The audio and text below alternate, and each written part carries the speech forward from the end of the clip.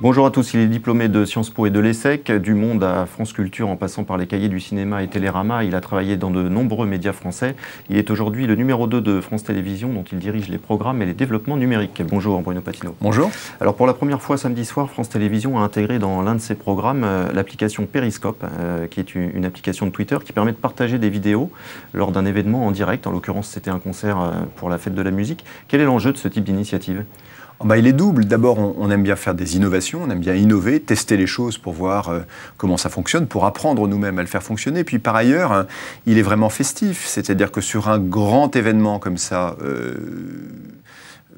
qui est quand même du divertissement, on essaye de voir quelle est la place du public et on essaie de faire en sorte que finalement le téléspectateur ait l'impression d'être au milieu du public physique, dans l'interaction. Et donc à un moment donné, les spectateurs de la fête de la musique puissent montrer ce qu'ils vivent aux téléspectateurs. C'est aussi une façon d'augmenter un peu l'expérience autour de cette émission.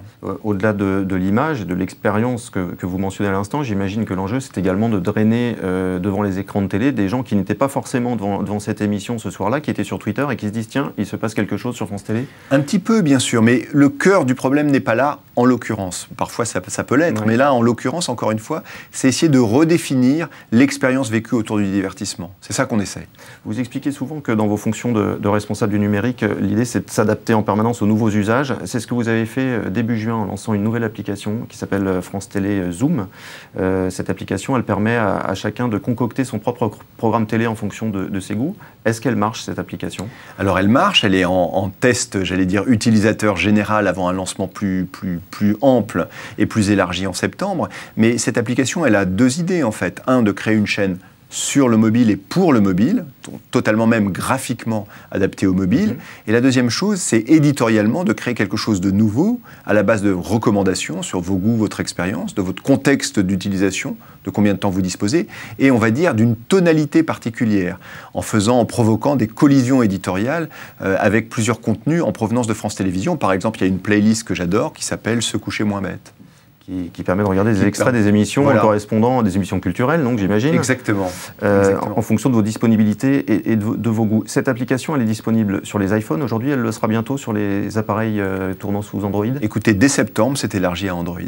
Alors, en faisant ce genre de choses, vous détournez résolument un certain nombre de spectateurs, les plus jeunes en l'occurrence, vous les détournez des écrans de télé. Est-ce que ça n'est pas un peu risqué par rapport au business model de France Télé?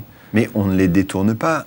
Ils se détournent, eux. Ils ne nous ont pas attendus, si vous voulez. On ne peut pas lutter contre la sociologie. Au contraire, il faut qu'on s'adapte aux usages. Moi, ma conviction, c'est qu'effectivement, depuis plusieurs années, on voit bien qu'avec l'apparition des multiples écrans, il y a d'une part la télé délinéarisée, comme on appelle ça, c'est-à-dire qui n'est pas en direct, qui se développe. Donc les gens regardent sur leur ordinateur ou ailleurs des programmes de télévision. Et puis par ailleurs, le mobile, c'est un écran intime qui bouleverse, qui révolutionne la vie des plus jeunes. Il y a un chercheur américain qui dit souvent le mobile n'est pas un appareil, it's not a device, it's a way of life, c'est une façon de vivre. On peut le regretter, on peut s'en féliciter, il n'empêche, il suffit de regarder autour de vous, les plus jeunes, ils sont sur leur smartphone en direct. Alors qu'est-ce qu'on va faire?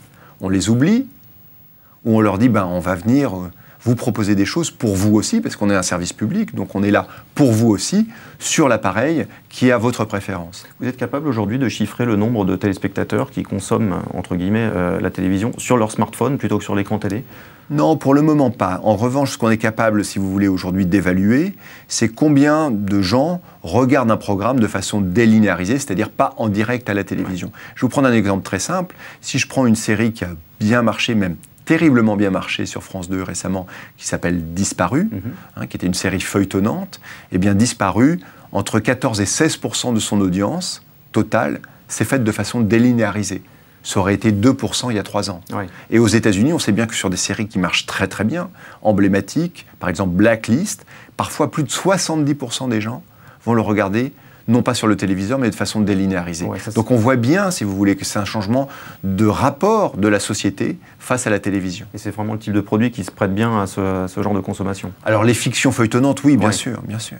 Tout l'enjeu, c'est évidemment de gagner de l'argent, un jour, dans ces nouvelles propositions numériques. Est-ce que c'est le cas aujourd'hui? Est-ce qu'un certain nombre des initiatives que vous avez pu lancer rapporte de l'argent à France Télévisions? Alors, nous, on est un service public, c'est-à-dire qu'on est par principe et par la loi financé en très grande majorité par la redevance. Donc notre, entre guillemets, business model, je ferme les guillemets, est tout à fait particulier. Et donc, répondre à votre question aujourd'hui, c'est est-ce que ces développements numériques apportent des recettes supplémentaires? La réponse est oui. Des recettes supplémentaires, publicitaires, d'une part, mais par ailleurs avec des accords cadres avec un certain nombre de distributeurs également. Ce que je crois en revanche, c'est que pour l'ensemble des broadcasters, des diffuseurs télévisuels, le numérique implique l'émergence non pas d'un nouveau business model, mais de nouveaux business models au pluriel, si vous voulez. Et moi, j'ai l'impression, en tout cas j'ai tendance à penser, qu'à chaque nouvel usage, un nouveau business model apparaît. Et qu'il faut donc que l'ensemble des diffuseurs apprennent à faire coexister dans leur activité financière un très grand nombre de business models. Alors, la nouvelle présidente de France Télévisions, Delphine Ernotte-Quincy, va prendre ses fonctions cet été. Le 22 août. Le 22 août. A priori, le numérique, c'est quelque chose qui lui parle, donc peu de chances que cette stratégie ambitieuse soit remise en cause. Ah bah, vous comprendrez en tout cas qu'il faut lui poser la question à elle. Mais en tout cas, avec elle, j'imagine, vous l'avez rencontrée. La chose dont je suis certaine, c'est qu'on lui laisse un numérique en pleine forme.